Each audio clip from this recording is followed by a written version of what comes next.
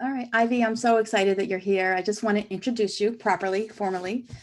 This is Ivy Felicia, everyone. Her formal title is the Body Relationship Coach. She is a certified holistic wellness coach and body image expert. Ivy is dedicated to helping people enter their power by strengthening love for themselves. She is a certified holistic wellness coach, a motivational speaker, a body image expert, a coach with over 7 years of acclaimed service as a passionate public advocate for fat acceptance and body liberation. Through the combination of her education and her own powerful journey to body peace, Ivy has developed an innovative system of body relationship coaching. This powerful system is a unique combination of weight-neutral holistic wellness and radical self-care. By using simple strategies, mindful accountability techniques, intuitive listening, and ongoing training, Ivy facilitates shifts in mindset and perspective that help people achieve positive, sustainable changes in their relationship with their bodies. No matter what stage of life a person is in, no matter what body they have, no matter their health status or their feelings about their image, Ivy teaches that body peace is possible, that self-love is a choice, and that body freedom is a birthright for all. Reading that has given me chills. So I'm going to go off camera. And so thank you so much. Thank you. Thank you, Erica, for having me here, inviting me into your space. I am always honored anytime someone invites me into their space because I know that as a community coordinator, I know the spaces that we create are very near and dear to our hearts and they're sacred to us. So I always appreciate the opportunity to be in someone else's space and share. Um, Thank you to everyone who is attending today and who's listening. I appreciate you for being part of this as well. So I definitely want to rock and roll because we have a lot of awesome information to share and discuss together. So today's session is called Releasing Oppression, Embracing Liberation, Freedom for All Bodies. And I chose this title because that's really what we're going to focus on today is how do we release body oppression and move towards embracing liberation for ourselves as well as for others. So Erica already gave a little bit of an introduction about me, so I'm not going to read all the way through this, but you can just call me Ivy. And I basically help people connect with their body through holistic wellness, through weight neutral holistic wellness. And I really help people shift how they see, feel, and talk about their bodies as well as treat their bodies. Through coaching and speaking and group coaching as well. So before we get started, I have a few terms of engagement that sort of make this session really comfortable and uh, most productive for all of us. So first of all, I'm really inviting you to come into this space with more curiosity and less judgment. And the reason I say that is because all of us, sometimes we can come into a space with preconceived notions about our beliefs or our experiences. And sometimes we can tend to approach the situation with judgment. But I really want you to be open-minded and ready to listen and learn. And feel free to ask questions. As we mentioned, that'll be at the end. But be cognizant of not arguing or trying to correct me or disprove what I'm saying. And everything that I'm explaining in the terms of engagement, this actually is really a big part of being a fat Black woman, which we'll talk about that a little bit later. But entering into spaces, I usually have to set the container for the audience because of the fact that I do live with the marginalized identity. I do, I can't take for granted that people are going to engage with me in the right way. So part of the work that I need to do for myself is to tell people what the expectations are. So yeah, I welcome questions, I welcome discussion, but please be cognizant of not trying to argue with me or correct me or disprove the things that I'm saying. Also, let's be cognizant of confidentiality. This is being recorded by Erica for your community, but please don't copy or reproduce what I share here. And if you take photographs for your own notes, that's fine. I know sometimes people see slides and they want to photograph it. For you to go back and look at it, that's fine. But please don't photograph it and repost it on the internet. Just be cognizant of that. But feel free to quote and give me credit as your source if you do decide to post any sort of thoughts or ideas or takeaways from this session. And finally, engage and enjoy. Participation is encouraged. I do feel like you learn more when you engage. So I really want us to enjoy this together. Every now and then I'll pause and stop talking and invite you to, if you want to drop any comments, or I think you can unmute. So if you want to talk during the presentation, you can do that. I'll let you know when it's time for that, okay? So let's get started. So for today's discussion, these are the things that we're going to cover. We'll start out, I'll tell you about the goals for the talk. There'll be some terms that I feel like you should know in order to really get the most from this presentation. We'll talk about the hierarchy of power and privilege. I really feel like it's important to understand this hierarchy when we're talking about what bodies have the most power, what bodies have the most privilege, and then how the hierarchy impacts body perception, which comes next, right? So we're going to talk about how does this hierarchy impact how we see our own bodies, how we see other people's bodies as well. We're also going to talk about forms of oppression, and then why do we talk about oppression when we're talking about bodies? Like, why does that matter? We'll explore that. We'll also talk about how privilege and oppression work hand in hand.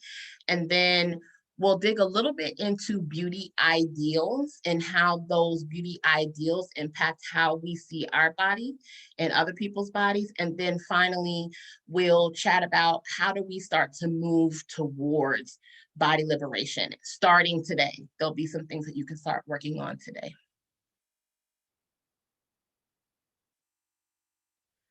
So the goals of our discussion today is the 4 I's. I usually share this in most of my presentations. I want to invite you to question the social, political, and racial narratives that are maybe in your own life, that exist around you in society, the things that we've all been taught and trained. Maybe we realize consciously or we don't realize, and it might be subconscious. Secondly, I want to inspire you to question your beliefs and behaviors, right? So why do you believe what you believe about your body and other people's bodies, right? Why do you choose to engage with your own body in a certain way? Why do you engage with other people's bodies in a certain way? So I want to inspire you to question those things. I want to invoke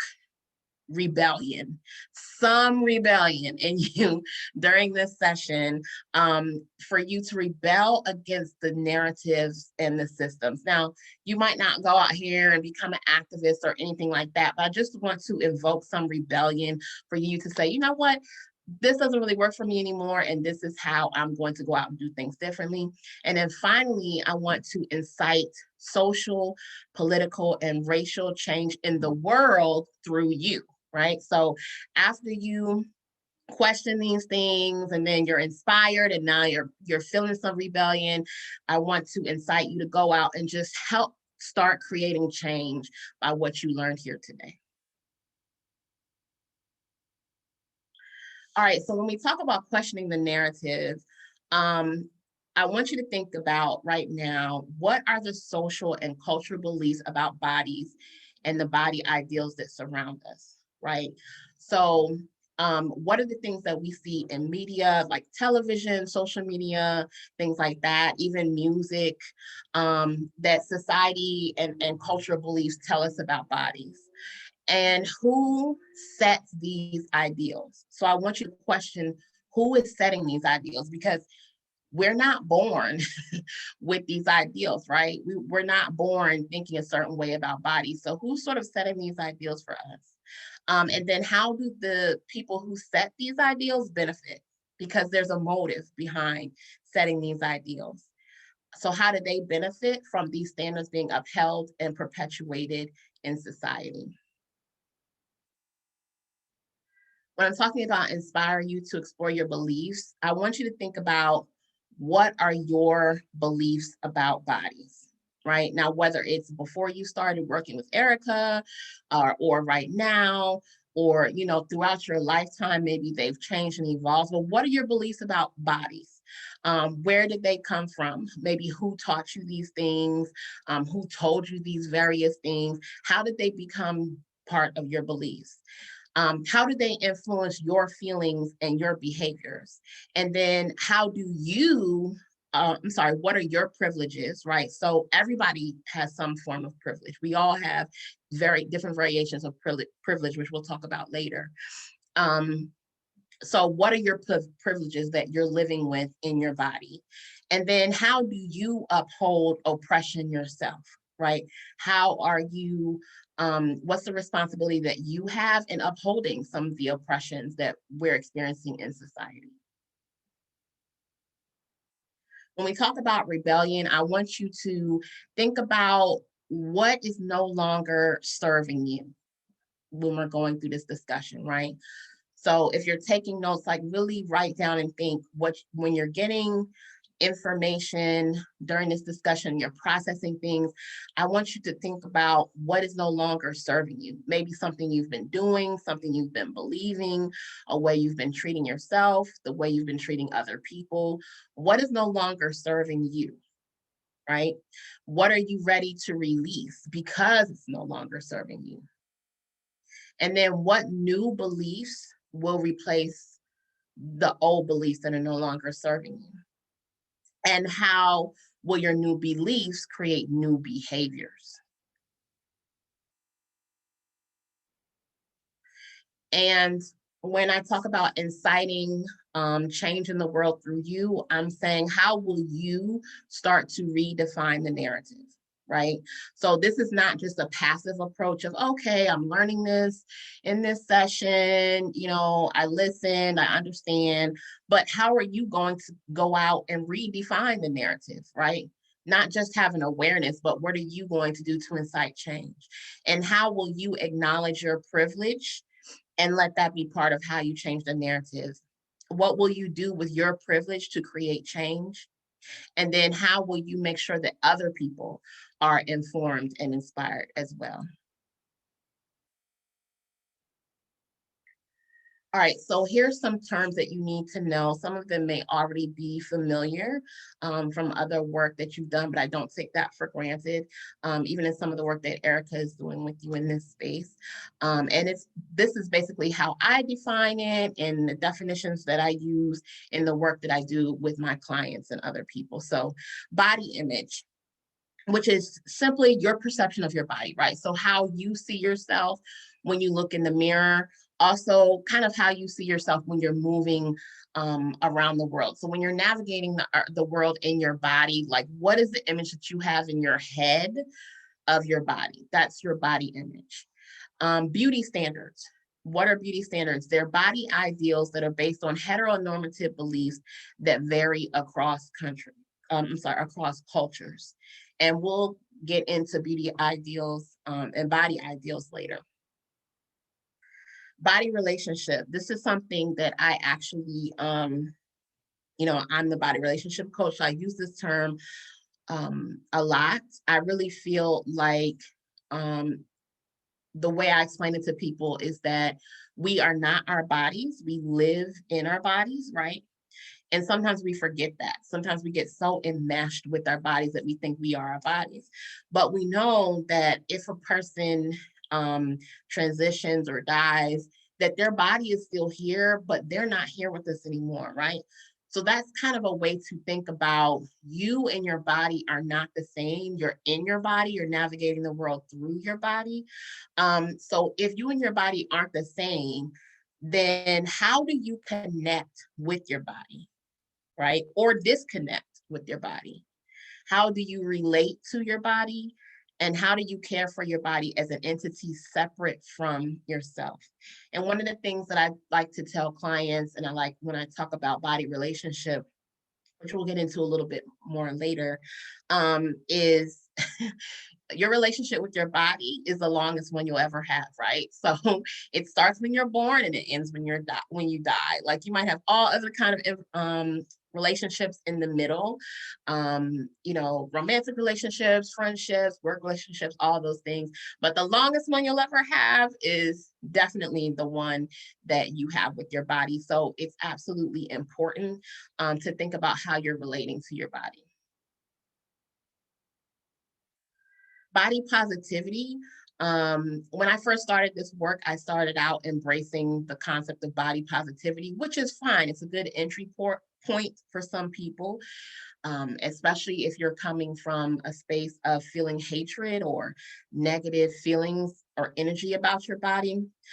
So body positivity, the way I define it, is feeling generally happy, proud, celebratory about your body and the bodies of others. Like you might see body love and, things online about people celebrating, this body can do this or whatever, that sort of body positivity.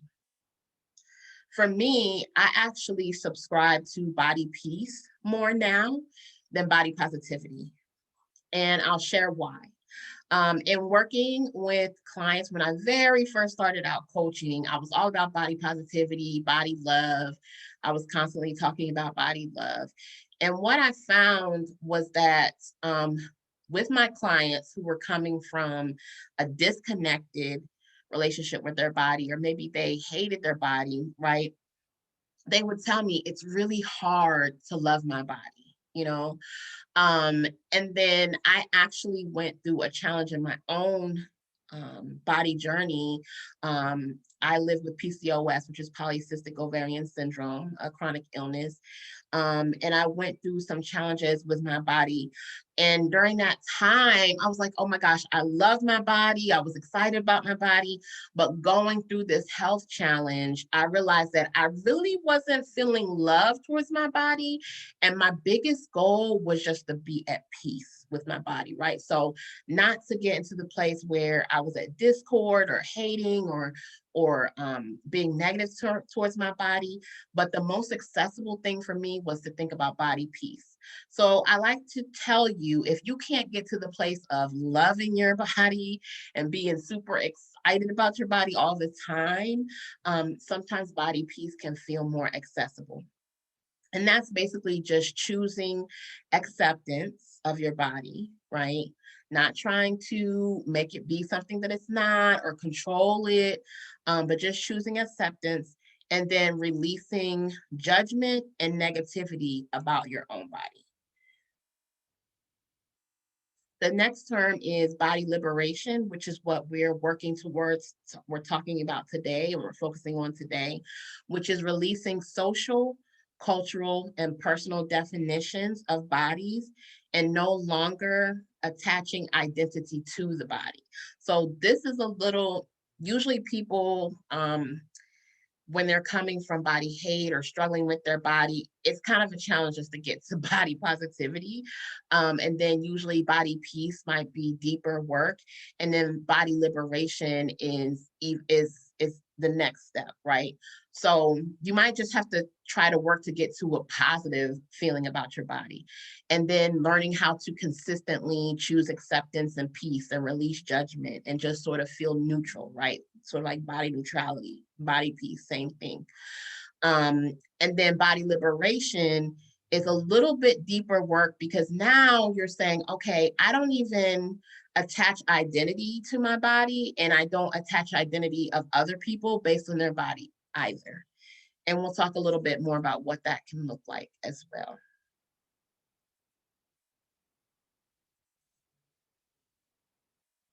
So for sake of today's conversation, because we're talking about um, oppression and liberation, I wanted to define oppression. So you can think of oppression as injustice that occurs when one social group is subordinated while another is privileged. And this can vacillate, this can move around. It's not always consistent. We'll talk a little bit about that too. But think about oppression as when one group is subordinated and the other one has privilege. Patriarchy, this might be familiar, but just to make sure that we're all on the same page. Social systems in which men hold the primary power, predominantly in roles of political leadership, moral authority, social privilege, and control of property. And patriarchy is thousands of years old. This is not, and so is oppression. Patriarchy is a form of oppression. But we'll talk about how patriarchy sort of shows up in bodies and body ideals later as well. And then white feminism focuses on the struggles of white women, failing to address distinct forms of oppression faced by marginalized BIPOC women. And anytime you see BIPOC, what I mean is Black, Indigenous, people of color, right? So Black, Indigenous, people of color. That's what BIPOC stands for when you see that today.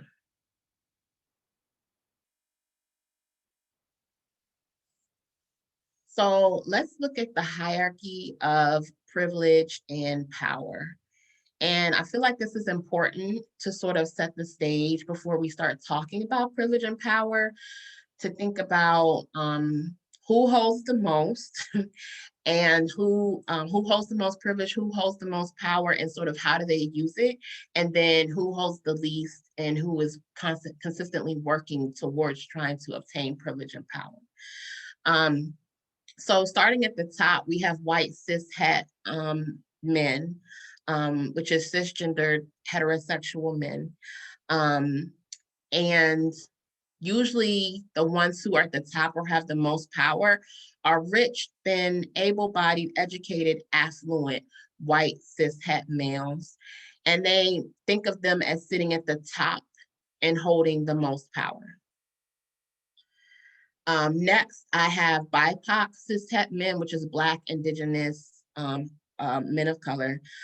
And the same thing, usually there's a variation, and we'll talk about this a little bit more later, but usually there's a variation, but the rich, thin, able-bodied, educated, affluent men of color are the ones who tend to be at the top of privilege. And they sit underneath white cishet men. And they tend to uphold the male privilege. So they're sort of, if you think of this hierarchy, is that they're holding up the male privilege, right? And holding down the women underneath of them. So when you think of the hierarchy, kind of think of who someone's holding something up and they're also holding someone down, okay? I just wanted to note that when you look at a lot of social information, sometimes these two are switched, men of color and white women. So it kind of depends on how you think about this or how you see it.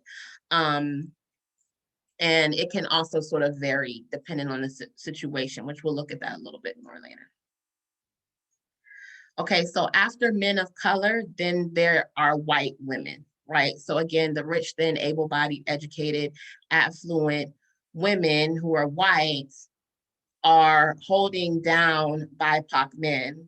And they usually tend to uphold white men the most, more than really men of color. But they tend to sort of aid in the patriarchy, right? That's where we kind of have the issues with privilege and power, is that the more power and the higher up someone is on the hierarchy, a lot of times consciously and subconsciously, they can be guilty of holding down the people who are sort of below them on the hierarchy. And then finally, BIPOC cishet women, which is basically Black, Indigenous women of color.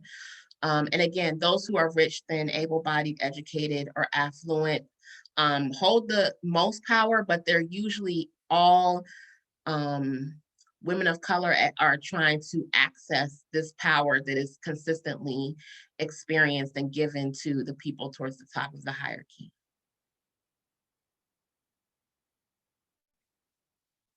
All right, let's look at forms of body oppression.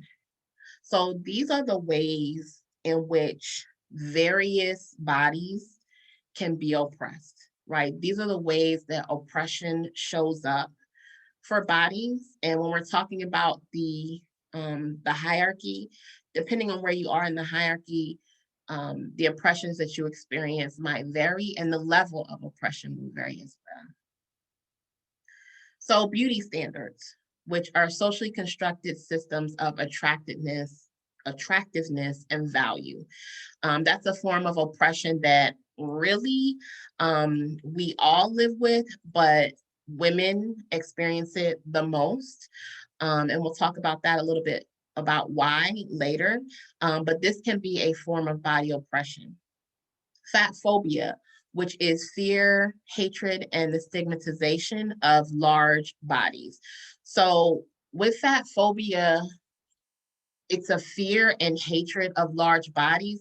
It can also be just a fear of fatness, period, right? So people, not only do they not like fat people or fat bodies, but they're consistently trying to avoid being fat themselves.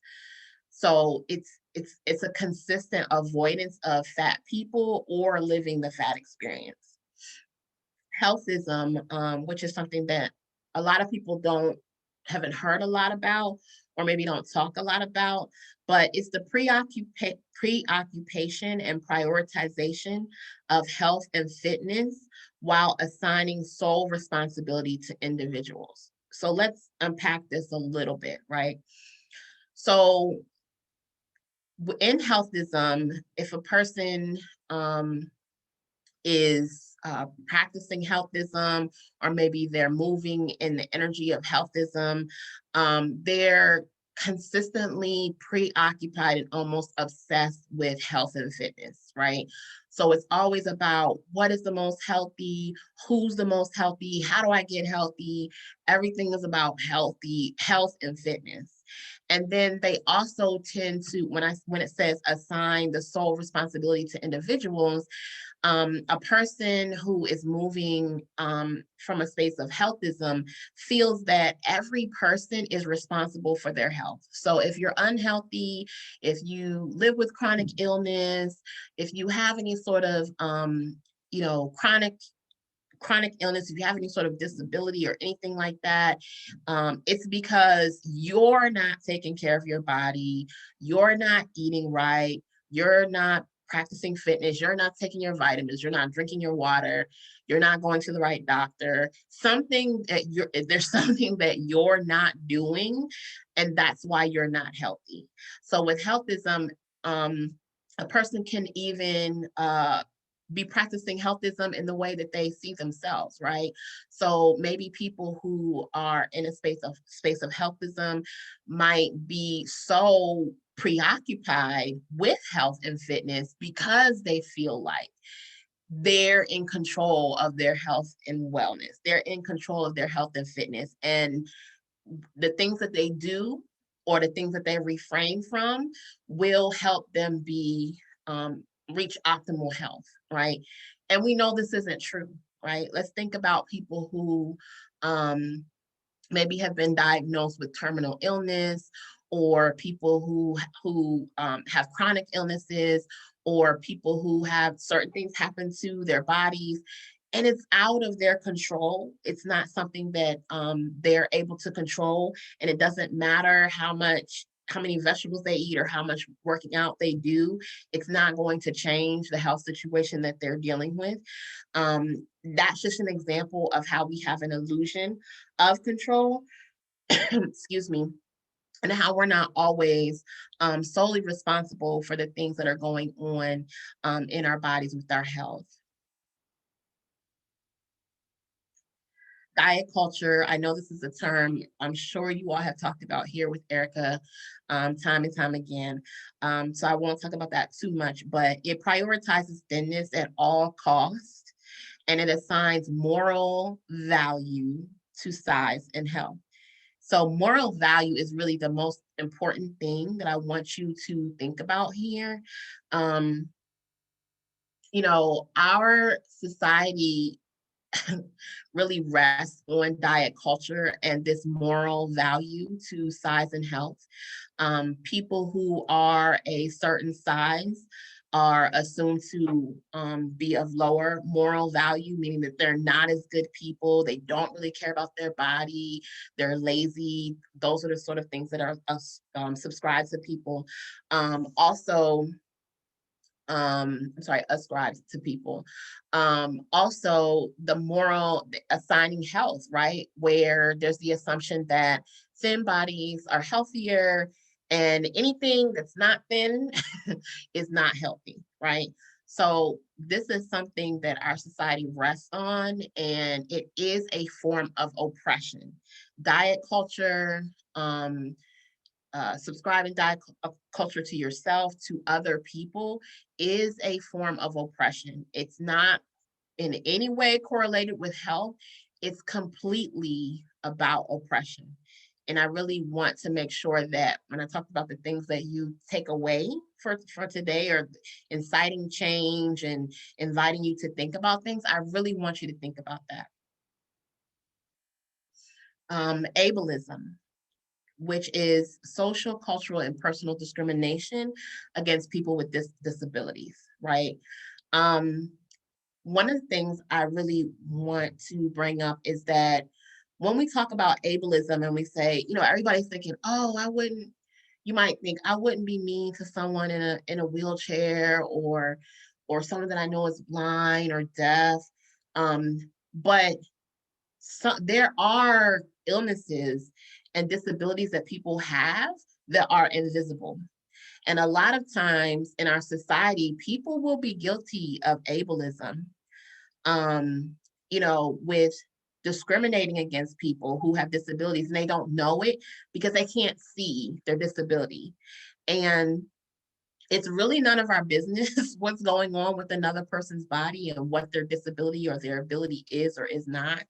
Um, but it's easy to sort of fall into ableism sometimes and not know it. So this one is one that can be a little bit sneaky and you might not be aware of, but just think about sometimes how this might show up for you, and how, maybe you see someone park in a space and it's like, okay, they look like they're walking to me, they look like they're fine. Or you might see a person rolling using the cart at the store or something like that, and it's like, I don't think they need that. You just make assumptions about what a person's body can do and can't do by looking at it.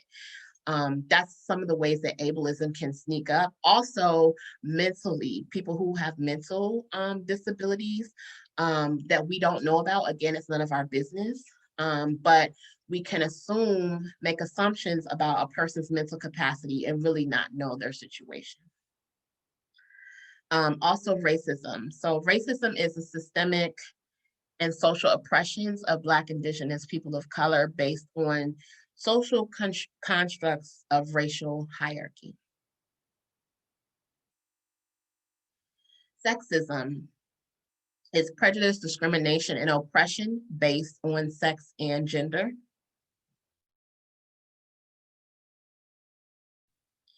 So this is basically where, the assumption that one gender is better, more powerful, more intelligent, all of those things than the other. Homophobia is an irrational fear of or prejudice against individuals who are perceived to be gay, lesbian, bisexual, or other non-heterosexual people. And I like the fact that pointing out here that not only is it a prejudice against individuals, but also maybe if you people who have a perception of a person's, if they're lesbian, bisexual, or non-heterosexual, just the perception of that, people can behave in a homophobic way, and it can act in oppression. And then finally, transphobia, which is the harassment, discrimination, and oppression of transgendered people. So I do want to pause before we move on to the next the next topic. And in talking about forms of oppression, of body oppression, this is the ways that we oppress people based on their bodies. I'd like to know and hear from you all about maybe ways that you've experienced this, or even ways in which you've upheld these forms of oppression. And then also, if you have anything else that we could add to the list that I didn't mention. So feel free to jump in here. I'm going to pause talking for a moment. So this is Kathy. If folks have a question and want to speak to Ivy, just raise your hand in the participants window and I can unmute you so you can talk, or you can post in the chat as well or in the question box. And while we're waiting, Ivy, I do have a question. Sure. Myself. So with homophobia and transphobia, the homophobia, you've kind of indicated an irrational fear. Does that apply on the transphobia as well? Yes, Okay. absolutely. Okay. Yes, it can. Yeah, I was just curious about that.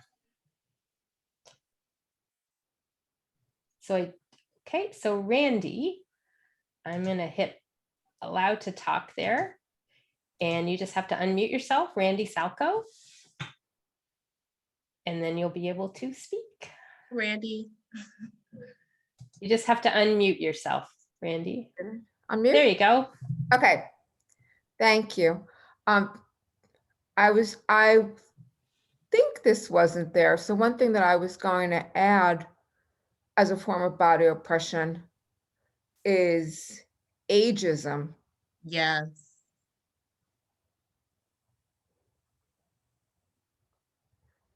That was, I don't know if you could elaborate on that, if you think that that's relevant, because I do. I think there's so much emphasis, particularly with social media, on youth and, no wrinkles, no lines, no this, no that. Yes, thank you, Randy. That is awesome, because that is one of the ones that normally is on my list. So thank you for bringing that up. I absolutely agree, ageism, and I do agree that social media perpetuates this. There is sort of this focus on not aging, wrinkles, all the things that show age, right? So wrinkles, gray hair, your body changing, plastic surgery to sort of lift your body and suck it, and all those things in different places to make you appear more supple if you're a woman, if you're a man, trying to stay to appear virile, even non-binary people. I want to make sure that acknowledge that as well. We all have this pressure to sort of have this fountain of youth, and I think that social media, because we consistently see people who practice that, sometimes we might feel more pressure. So thank you for bringing that up, Randy. Anyone else? Have you experienced any of these forms of oppression? Have you actually participated in these forms of oppression, or do you have anything else that you'd like to add to the list before we move on? I see that Michelle says, absolutely, as a woman of age, I teach women body acceptance, also the fashion world. Yes. And it's almost as if on social media that people of age are almost erased. You just see sort of this median age, middle age of people who are millennials or Gen Z a lot, but people of age or people who are getting older, you don't even really see pictures or images of those people very much on social media at all. Okay, no, since there's no more comments, I'm gonna go ahead and move to the next part. So why don't we talk about the hierarchy of oppression, which is what I showed the really simple design earlier, but we'll get into a more complex and thorough design later. But why do we bring this up? And here in the picture, you see the little pyramid. The hierarchy of power and privilege keeps the systems of oppression intact and impacts how we see, treat, and interact with bodies. including others and our own. So again, the hierarchy of power that we're talking about, right? The hierarchy of power and privilege. When I mentioned earlier, where are these concepts coming from? Where are these thoughts coming from? Who put these things into place? The hierarchy of power and privilege keeps the systems of oppression, right? The things that we just talked about, the different ways that bodies are oppressed. The hierarchy of power keeps those systems of oppression intact. So all the things we just mentioned, the hierarchy of power and privilege keeps that intact, and it impacts how we see, treat, and interact with bodies, including other people in our own. So privilege and oppression, depending on the body and identity, a person experiences a different level of privilege than others. So depending on the body that you live in and the identity that you claim or you have, a person will experience a different level of privilege, and they'll also experience a different level of oppression based on their body and their identity. And this just means, really in simple terms, is that people are judged by how they look, and they're judged by the bodies that they're in and the identities that they have. And unfortunately, they're assigned a certain level of oppression, or they're getting given a certain level of privilege based on that body. Those with multiple marginalized identities will experience the most oppression and the least privilege. So this means if you have a marginalized identity, for example, if you are a person of color and maybe you're also a person who lives in a larger body, and you also have some sort of chronic illness or disability, then you'll experience more oppression and least privilege because you have those multiple marginalized identities. And let's take a look at a diagram around that. All right, so here is a visual, and I really love this, this visual because I feel like I saw all different ones, but this is the one I feel really shows the various ways that power and privilege can show up and how they interact, right? So we have skin color, formal education, ability, sexuality, neurodiversity, mental health, body size. The reason I love this visual, this was the only one that included body size. It was interesting. I saw many, many, many diagrams, but they excluded body size, which tells us a lot about the fact that the world doesn't think that body size matters. Housing, wealth, language, gender, and citizenship. And so when we're looking at the wheel, power sits at the middle. And the closer you are to the middle, the more power you have. And the farther you go out of the circle, you get into the margins, right? So when we talk about marginalized people, that's what we're talking about. People who exist out here, who are farthest away from the power and who've been pushed out into the margins. I also want to explain that this is also a good term for people used to use the term minorities, which we don't use anymore.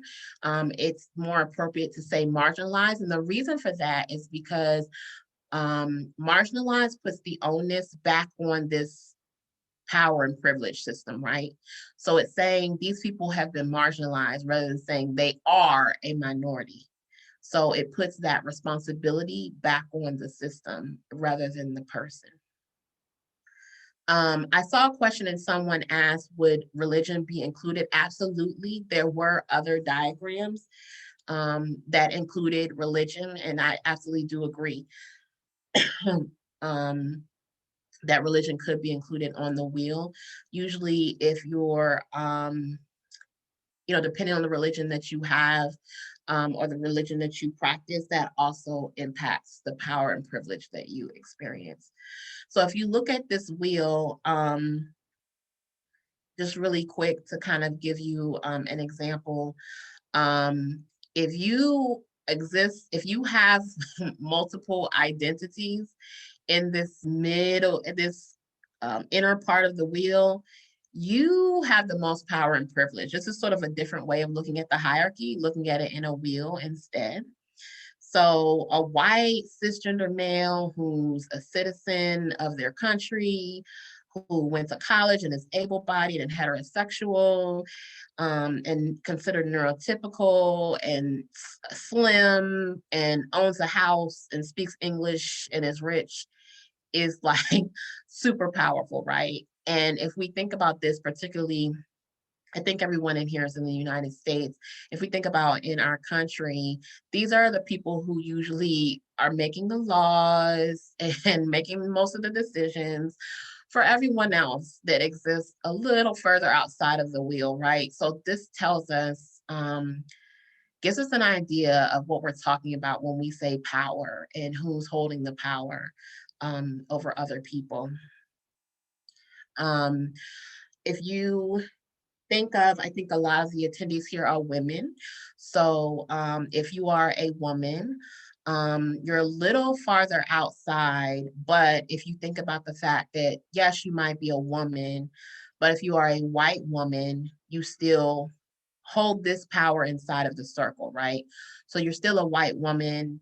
If you are a cisgender white woman and you're able-bodied, you're heterosexual, you're neurotypical, you're slim, you own a home, you have money, you went to college. Again, you're holding the power. You're a little bit different than the cisgender man, only by your gender, but you're still holding a lot of power compared to the other people who are on the circle. And then as you go farther out, you can see that people who are darker, people who do not have formal education or have some sort of disability, who are LGBTQIA, who might be disabled, and the farther you go out on your body size, all of those things impact, like what I was saying earlier, they impact the power and privilege that you have. So when we talk about privilege and oppression, this is where it starts to connect with body liberation, right? If you are seeking body liberation, or you are teaching or working with people to achieve body liberation, but you're not considering the nuances of privilege and oppression, you are missing the point. So if you are seeking body liberation, you're seeking body peace, you're seeking body positivity, all the things we talked about earlier, or if you're a coach or a speaker or a professional who claims to work with people on those things, but you're not considering all the nuances of what happens inside of this wheel, then you're missing the point. And when I was talking about getting uncomfortable, right, and really thinking about this, these things matter. You can't just say, oh, I just want to focus on body image, or I just want to focus on body peace or body positivity. I don't really want to talk about all of this. There's no way, because all of this impacts the relationship with the body. We're going to talk about that.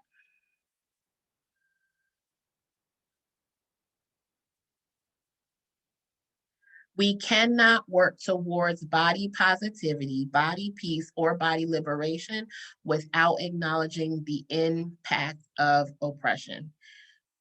We're not really doing the work. If we're just skipping over top of that, then we're just sort of painting it pretty and not really doing the real work. Oppression shapes every person's body image, body relationship, and perception of bodies. So even if you are in the center of that circle and everything's going for you, or you hold a lot of privilege, you might not, the oppression might not impact your body image, your body relationship as much, but it could impact your perception of other people's bodies, right? So it's important that we understand that privilege and oppression go hand in hand when we're talking about bodies and body liberation. So how does privilege and oppression impact body perception? So let's talk a little bit about beauty ideals. So when I'm talking about beauty ideals and the concept of beauty ideals, the body is currency. So all the things we just talked about, um, the forms of oppression, the circle of privilege and power. When we're talking about beauty ideals, the body that you have, that you live in, that you navigate the world in, your body is currency in those systems. Body ideals assert that the closer we are to the cultural constructs, the more power, influence, and access we have, right? So if we the closer we are to this middle, the more power and more social currency we have. The farther you go out on this circle, the less power, the less social currency you have. So the body you're navigating the world in is actually granting you a certain level of social currency, right?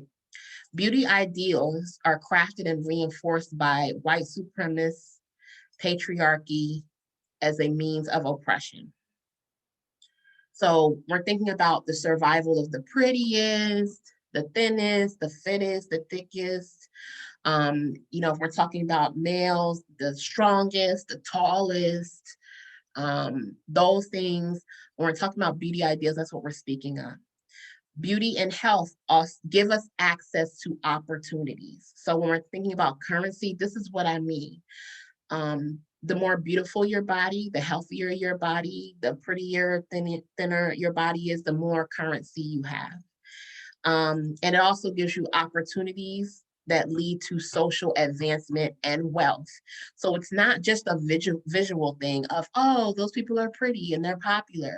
No, that currency actually gives those people social advancement. These are the people, like I mentioned in the wheel, that get to make the laws, the people that get to write the rules, the people that get the better jobs. Those are the things that we're talking about when we're talking about a person's body is currency. Beauty ideals give people access to power and privilege, right? Body ideals keep us pursuing perfection.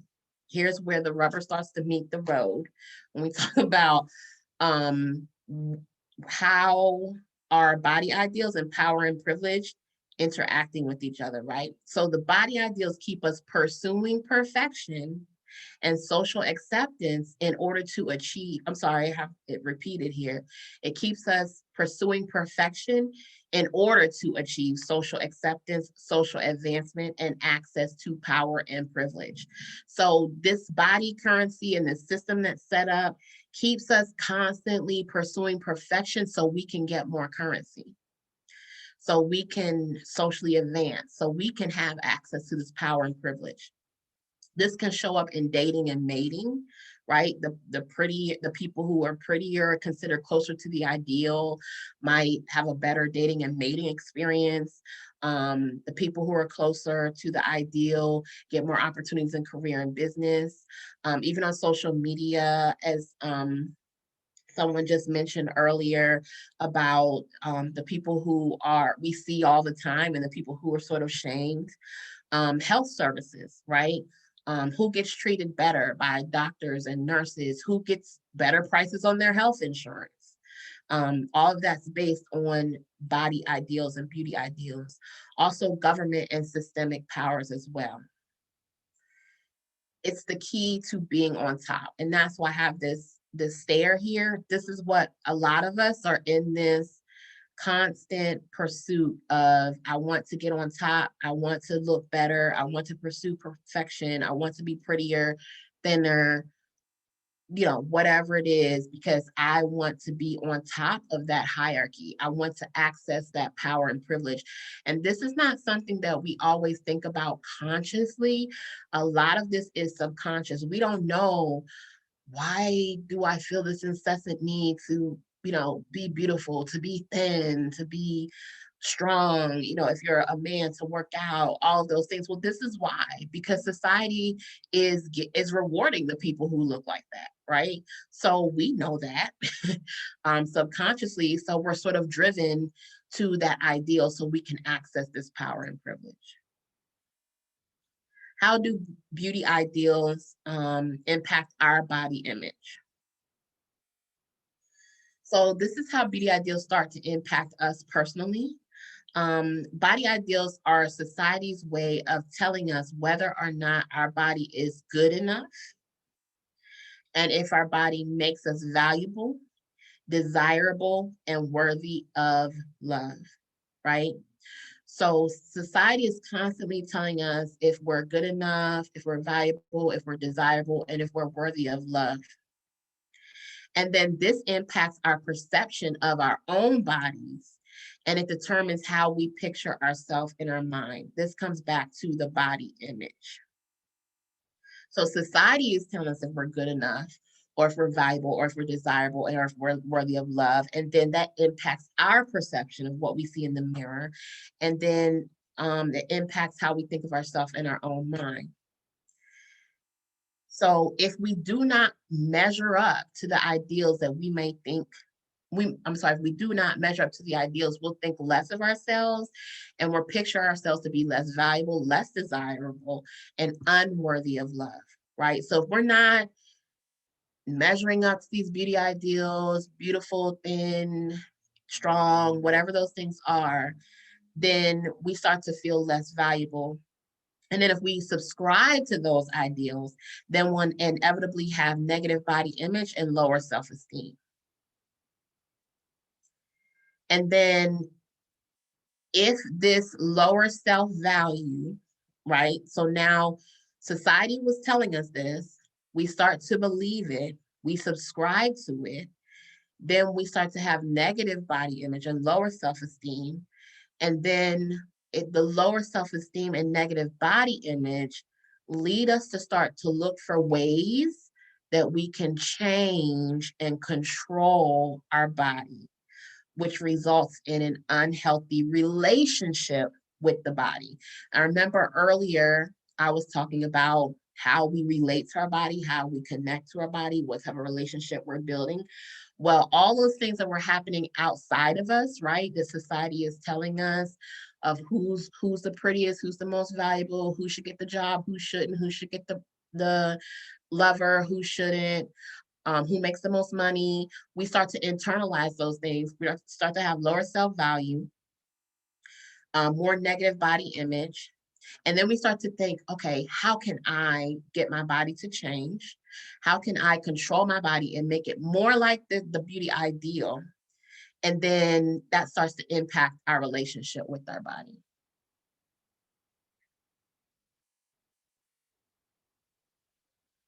An unhealthy body relationship can lead to toxic behaviors with our body that are based on trying to control and change our body to make it meet the social ideals. So now we're trying to control our body, we're trying to change our body, we're trying to get it to meet the ideals. And these behaviors keep us in cycles that stop us from getting to body liberation.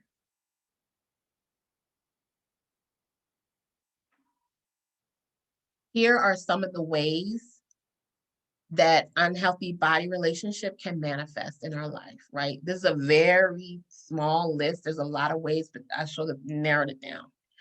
So it can show up through dieting, which is food restriction and management purely for the purpose of controlling our weight.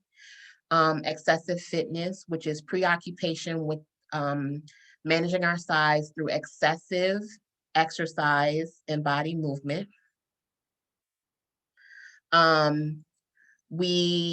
It can show up as resistance to change. Someone mentioned this earlier. Here's this part, which is shame from body evolutions resulting in negative energy towards the body, right? So resistance to change, when we start to feel shame and then we feel negative about our body because of aging, or maybe illness, or maybe we develop a disability, or maybe our weight changes. So we have resistance to that. And then it can also show up as self-neglect, which means that we ignore taking care of our body, our needs, and we also ignore our body's signals. So when we're tired, when we're hungry, all those things, and we ignore those things, we ignore the signals in pursuit of ideals. So how do beauty ideals impact treatment of others? So we sort of talked about how it impacts um, our personal body, our relationship with our body. Now I want to talk a little bit about how those beauty ideals impact treatment of others. Before I get into that, I do want to pause and see if anyone had any feedback about how those beauty ideals start to turn into the way, impact the way we treat ourselves, the way we treat our body, the way that we feel about ourselves, or even our body image. So I'll pause for just a moment for that.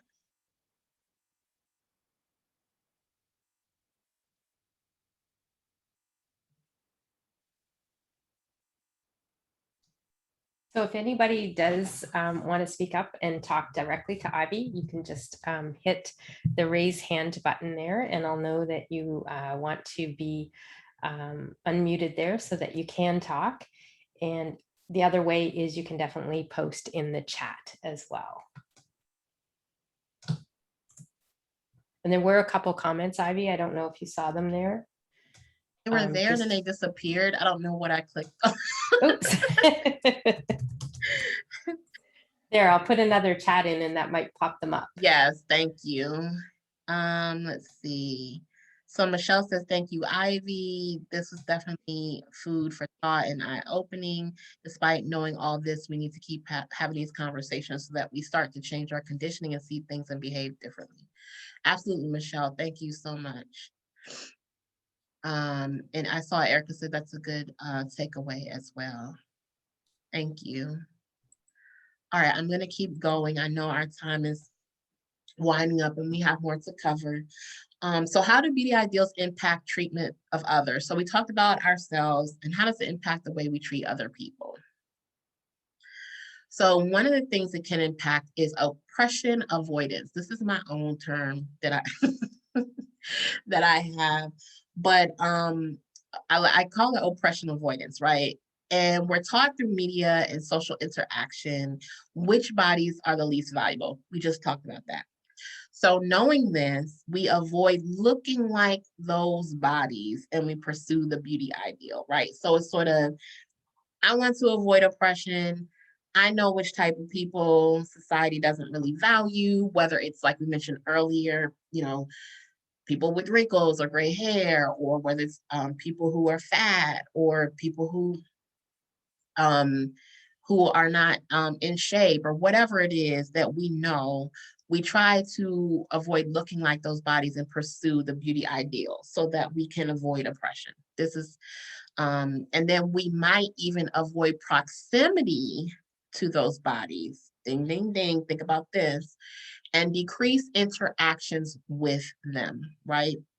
So this sounds like something, oh, maybe you did this in elementary school, but no, adults do this too. And if you think about it, you might have been guilty of this consciously or subconsciously, not wanting to be in friendships with people who are as attractive or not as attractive or not as socially acceptable. Maybe you didn't date or want to be in a romantic partnership with those people, or you don't think that they're worthy of dating or engaging with in romance with, or even professional networking. Like you don't work with those people, you don't connect with those people for business opportunities. And you know how we know we do this? Because if you look around at your friends and your romantic partners and the people in your professional network, and they're all like ideal beauty ideal people, or they're all people that you think are like really attractive, or you know the society upholds in a certain way. This is what you're doing right here: oppression avoidance. You're trying to avoid proximity to those people, create distance, and be with the people who are considered to be more beautiful and more acceptable. Oppression, participation. You're right, Erica. We do it and we don't like to admit it. Oppression, participation. So this is another way that beauty ideals, we participate in beauty ideals when it comes to other people. So we subscribe to the belief that certain bodies are less valuable than others, and thereby treat people living in those bodies as less valuable. We uphold these oppressions by, and these are just some examples, but this is when we feel like, whether we consciously or subconsciously believe these things, and we treat those people in certain bodies, or bodies that are not considered socially beautiful or acceptable, we treat them differently. So it shows up as lack of respect, lack of concern. So lack of respect might be, a person who's not as beautiful, or who you think is sloppy, or, maybe in a larger body, or they look a certain way. You don't respect them the same as maybe a beautiful person. And let's be honest, this is something that probably everybody has done or experienced at some time, when you don't respect a person based on how they look, or you tend to respect beautiful people more than you do people who are not considered to be socially beautiful. Lack of concern for those people, for their safety, for their well-being. Also microaggressions, which is things that you're not necessarily being overtly aggressive to a person, but you might say little things, or you might avoid them in a certain way, or treat them a certain way in the office. These are things I just want to stir up your mind and your conscious mind about these things, and maybe how you're doing them, and not really aware of it.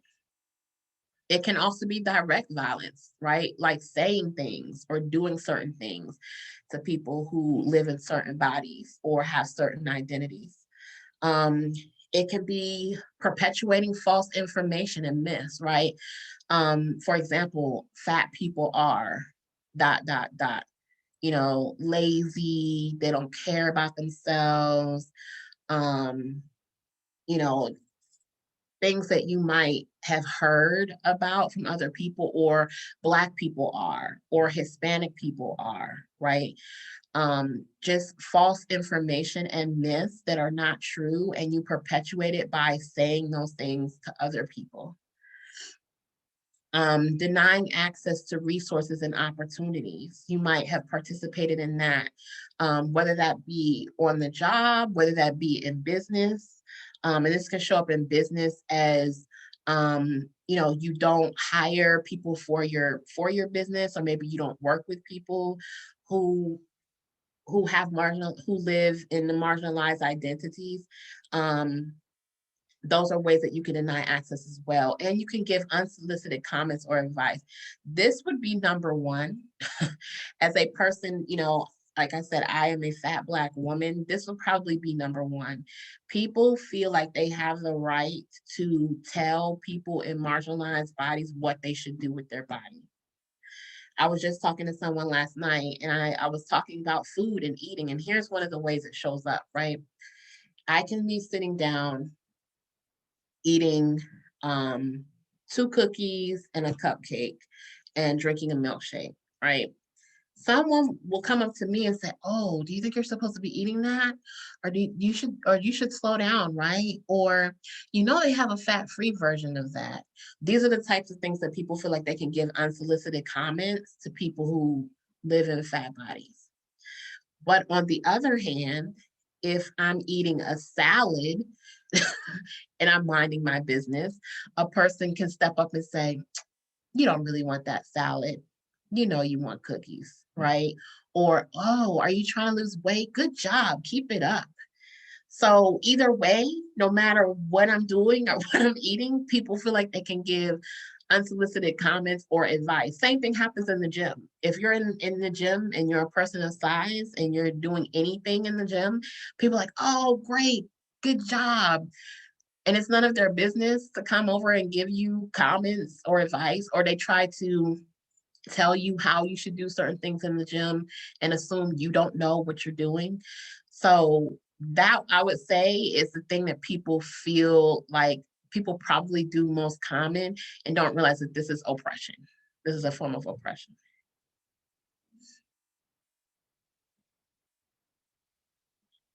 All right, so now that we've talked about how power and privilege shows up, how oppression shows up, who has the oppression, what the marginalized bodies experience, how we might be participating in those things, how do we start to fix this? How do we work towards body liberation? First of all, it starts with your personal work. I can't express this enough. I think sometimes people want to move past this and move into, hey, I want to help people. But no, you have to start with your personal work first. So start with you. Begin working on your own body image and body relationship first, because most of the time, how you feel about other people's bodies is a reflection of how you feel about your own. One thing I've learned and I've realized in doing the work and healing my body relationship and working on my body image is that I see other people in a totally different way. I have a different level of respect for people of marginalized identities, for different types of bodies, for body diversity. I mean, bodies show up in so many different ways, and I can respect that because I respect and honor my own body, and I've worked on how I feel about the body that I'm in. Release beauty ideals, right? So stop allowing external messages to control your body image. So we talked about that, right? Beauty ideals, how those things can impact your body image and how you feel. So part of your personal work is to stop allowing those messages to control your body image. And this is just a brief comment about that. I could do a whole nother presentation on how to work on this, how to tune out those messages and how to work on your body image or body relationship, but these are just some pointers, okay? Body intimacy, focus on connection, not control. So I mentioned that when we start to pay more attention to social ideals, we start to be obsessed with controlling our body and getting it to look a certain way or act a certain way or be a certain size. The way to start doing that personal work is to start focus on connecting with your body, learning what your body needs, and not so much on trying to get your body to be what everybody else wants it to be. The other personal work that you can do is to own your privilege. Think about that circle that I showed you, where you fall on that circle. Understand the privilege that you have and how you benefit, right? Because we all have privilege. It's not saying you don't have oppression, but start with thinking about your privilege and how society is giving you a certain level of privilege based on your body. Also understand your oppression. Learn how oppression has shaped your self-perception, right? So all of us have experienced some form of oppression. You can start to do the personal work around understanding how that has impacted your self-perception and how you're treating your body. Educate yourself, learn more about the experiences of others and their oppressions, right? So after you take the time to work on yourself and think about your privilege and your oppression, also make sure that you go and learn about other people's experiences and their oppressions and learn how to see other people outside of their bodies, right? So don't just see a person who's a certain size or color or shape or height or ability and make assumptions. Try to start reprogramming your brain to not make those assumptions about people and to learn about those people, right? Don't make an assumption that you know them or you understand them, right? Start to learn about them. So after you work on yourself, here are ways that you can start to work on social change. Use your privilege, okay? We all have privilege. If you're in that middle circle and closer to power, then you have way more privilege and you can help out society a lot more. So use your privilege, support those who are more oppressed than you. So think about the circle or think about the hierarchy, think about how you can help those people who are marginalized. Which is right here, center the marginalized, right? Be intentional about creating space for the marginalized and the oppressed. So if we're saying that the marginalized means on that circle that these people are pushed out to the margins, how can you use your privilege to start bringing those people back into the center, right? And start centering them in spaces and conversations and opportunities. How can you use your privilege to help with that? Also listening to the marginalized. I cannot stress enough that this means just listening, not talking over top of, not telling them your experiences and what you think, but just listening to what they have to say and their experiences. Learn from the marginalized about oppression and joy. And joy. Please make sure that you don't just focus on oppression when you're talking to marginalized people, when you're learning from marginalized people, when you're listening. Also listen to the joys. Don't assume that marginalized people only want to talk about oppression all the time. Speak up, say something when you see oppression. Be a voice for liberation, right? So when you see this in your office, when you see this in your family, in your neighborhood, wherever, say something. If you hold privilege and power, you're much safer and able to speak up about oppression than people who are more marginalized. It's safer for you to speak up and to be a voice for liberation. I do want to stress that be a voice for liberation does not mean speak for marginalized people. Marginalized people can speak for themselves. You don't have to speak for them. They can tell their own story, let them talk. But when I say be a voice for liberation, I mean speak up against injustice, right? Or oppression. Amplify the oppressed. So help others to listen, hear, and learn from the oppressed bodies around you. This session is an example of that. Like Erica invited me into her space to amplify the work and what I do. She could easily say, hey, I'm going to teach on this, but this is a way that you can use your space and your privilege to say, wait, let me help other people listen to a person who is fat and Black and living with chronic illness, and help those people listen to that person and learn from them, and amplify that voice. It wasn't necessary for her to talk for me or talk over me, but it's saying, hey, let me turn up the volume so other people can see this person. Get involved, join a body liberation cause and support their vision without censoring yourself.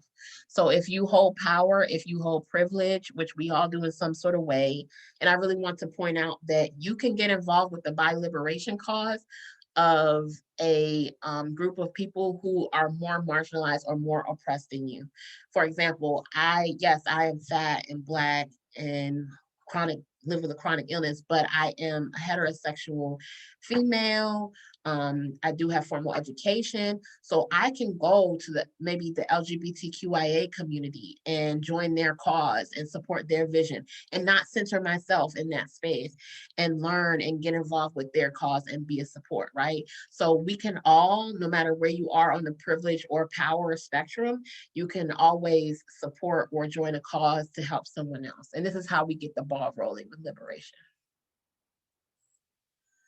So before we end, here are a few things that I want you to remember. Body liberation is a lifelong journey. It's not a destination. It's not like you get there and you get to plant your flag and say, I've done it, I've accomplished it. It's a lifelong journey that you continue working on. Also, this won't be easy. Going against the social narrative is challenging. No matter who you are, where you sit on the power or privilege scale, going against any sort of social narrative is challenging because you're going against the grain, right? It will take time. Personal and collective change will not happen overnight. So whether you're working on what I showed you about what you can do to work on your body image for yourself or work on yourself, or whether you're looking at collective change and inciting change in society, it's not going to happen overnight, but just be consistent with your journey and know that everything you're doing counts.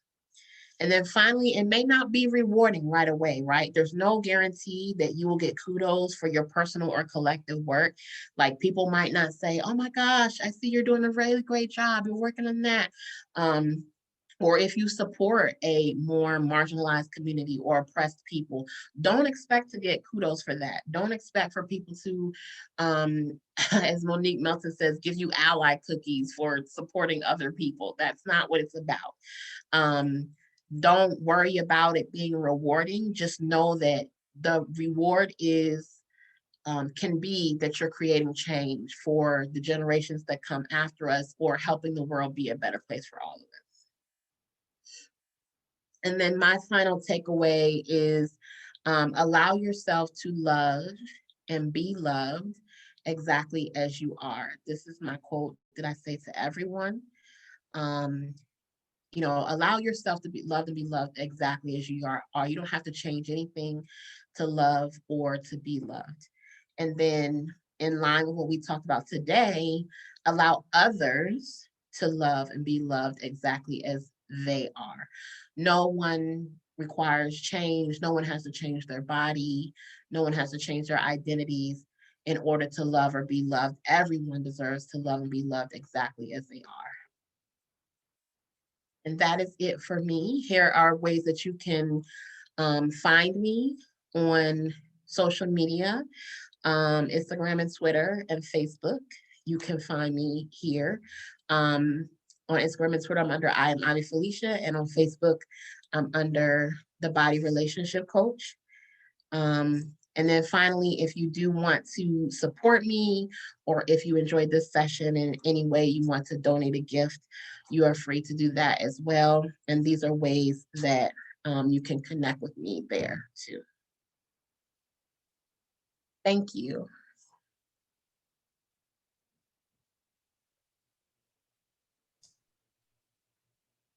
Thank you, Ivy. This is Kathy. Erica, I don't know if you're there, if you wanted to say a few words, and then I know we have some Q&A. So if anybody does want to ask questions, please remember, just hit the raise hand button and we'll be able to see that for you there. And I'll be able to hit the buttons here and let you speak up and talk to Ivy or Erica. Yeah, no, I just needed to say that that was a magnificent presentation. I learned so much. Just Thank you. hearing the power and the oppression. I mean, I'm going to have to listen to this again and again. And each time I listen, I'll take something else away. So really, thank you. Thank you. Thank you again for inviting me. Oh, I really appreciate it. It was fabulous, the information, and I'm sure that everybody got something. Everyone's in a different place. And I just want to add that this is hard work. This is hard work. I've been working, I'll just say that over the past year, and I'm not looking for any kind of cookies. I just went in and I wanted to learn more. And I've been working with Monique Melton, who's just really taught me so much about power and oppression, and so much to continue learning. So this was fabulous. Thank you. I'm going to disappear and let other people ask you questions. I'm going to stop my video. Thank you, Gretchen. Thank you, Randy. I see that, and Heidi, and Beth.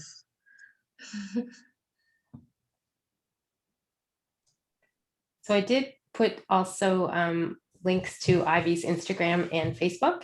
And Heidi, I'm going to just hit the button there and you should be able to unmute yourself and you can talk now. Yes, hi, Ivy. Thank you so much for being here today and for that wonderful presentation. What stuck out to me is that image actually of the stairs and how you use that to, say that people, start climbing that ladder, climbing those stairs. And I find myself doing that, and especially during the pandemic. And I think a lot of us have, struggled with some body image issues over the pandemic. And I find myself starting to climb those stairs again. And I'm just wondering, do you have anything, like any tips or something that you use to recenter yourself when you find yourself starting to do that and you don't really want to, and you should recenter?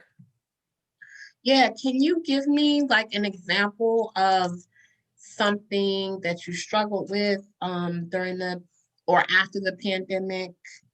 Just to give a little bit more context. Yeah, sure. So for me specifically, I gained quite a bit of weight. And recently I've been thinking, oh, like I should be dieting. And, I start to think about food a lot and exercise, a lot of the stuff that you had been talking about.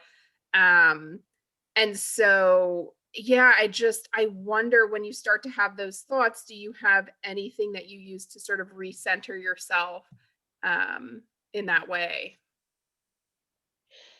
Yeah, I think what really helps is, like I was saying in this session, kind of releasing those external messages. So sort of like recognizing what is coming from outside of you and what's inside of you. And it depends, right? Because if you are just sort of starting this work towards body liberation or body peace, some of it may be your belief systems or things that you're struggling with inside. But it sounds like they are based on what you think that society is going to think about you or your body. And so I think that if you can sit down and like write or journal, where do these thoughts come from, what's the source, and then does this really align with my heart's desire and my true beliefs, right? So for example, with the pandemic, it's like, oh, maybe I gained weight or I'm not as physically strong as I used to be, which that was one of the things that I struggled with, right? Because again, it's a journey.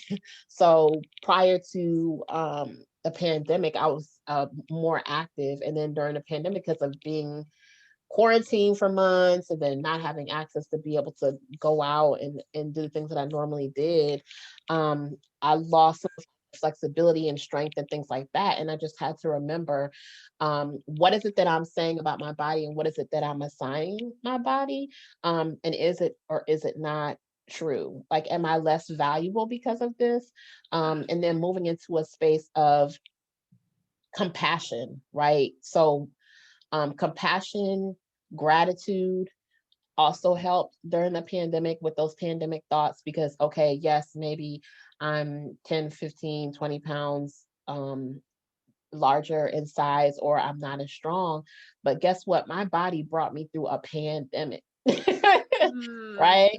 Through a whole year. And whether you did or you did not, contract COVID or whatever, if you're here to talk about it, your body still helped you, it still protected you, it still brought you through it.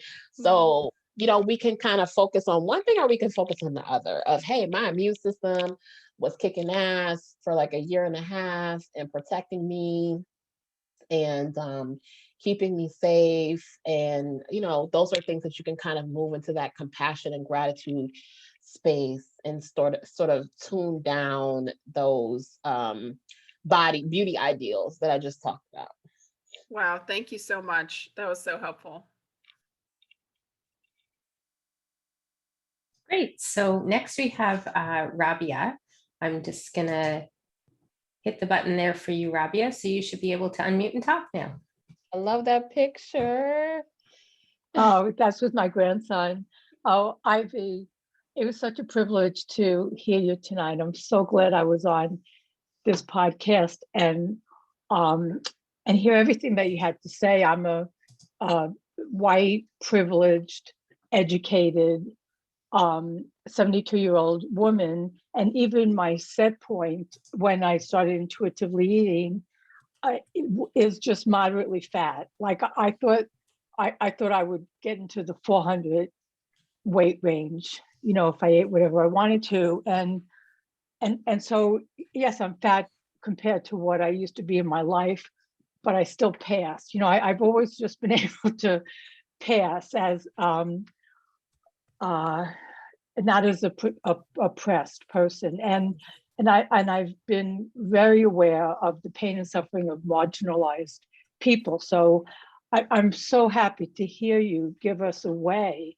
to help, to be helpful from a place of power, because I do speak up, and I try to be very aware. And also I don't want to offend people, so it was very helpful to hear you. And I am right as we're speaking, I'm making a donation to you through Venmo, because it's so important to support you and do this work. And and as many people as you can reach is so important for us all to hear your message. So I love you. I love your courage. I love your living out loud.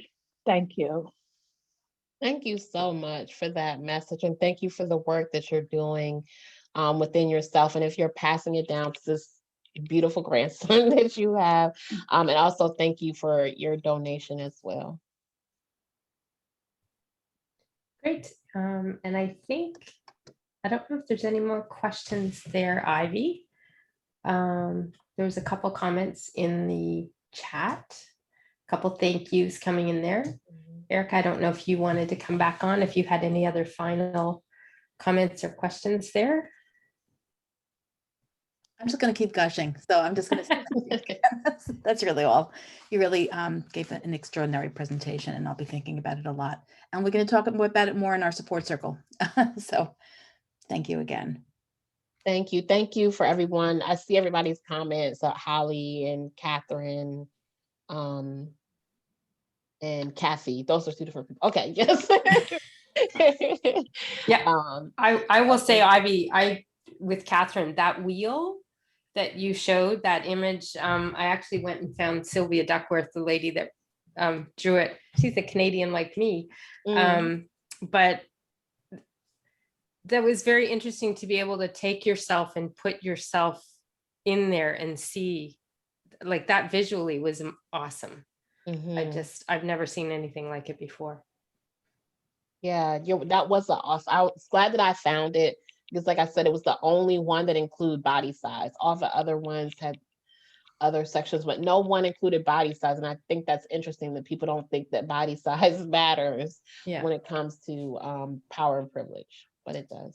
You know, that was actually my daughter who wrote the comment about religion, because she wears a hijab, and she has talked to me about how she feels walking in the street. So it's an interesting that she came up with that. So they add a little sliver. Yes, and there are others. If you Google, what did I Google? I don't remember.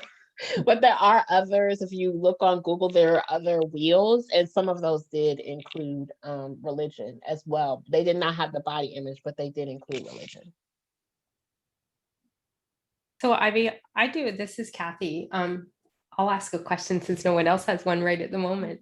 One of the things that I have done in my, say, my LinkedIn profile, for instance, in there, I have, added in my headline LGBTQ plus ally. I have a transgender son, and we've had a 6-year journey to get there to where he opened up to us about, who he was. And it was actually one of the best moments of our lives, because we finally got answers after 6 years of not knowing what was going on and where a lot of anger was coming from.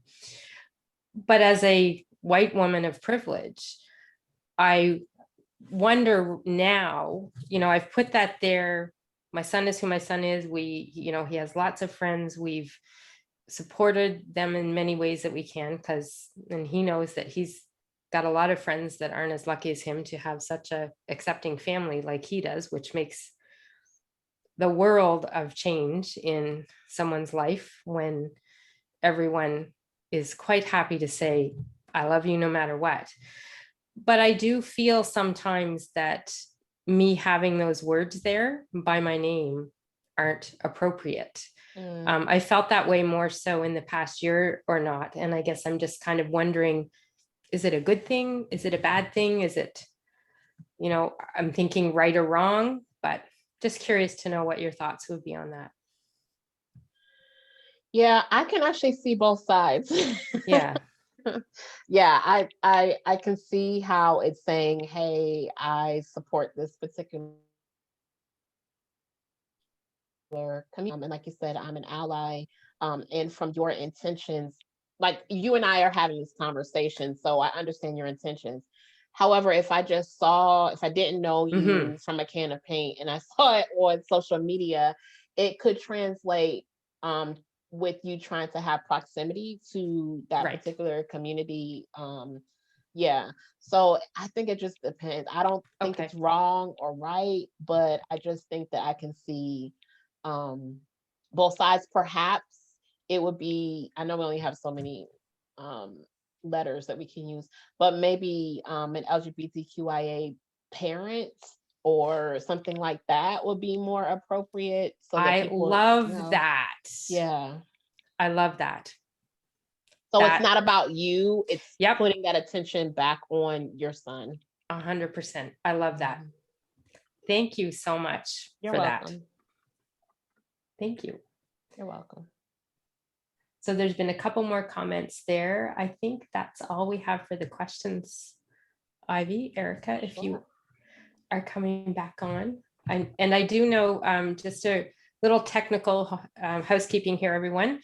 You will get a copy of the recording for this. So when you signed up, everybody, you're either signing up for the workshop on its own, or for those folks that are part of Erica's Intuitive Eating Support Circle, the recording will be in the back end area of your support circle program and access with all of that. For those that were purchasing the workshop on its own, we'll have that recording in there for you.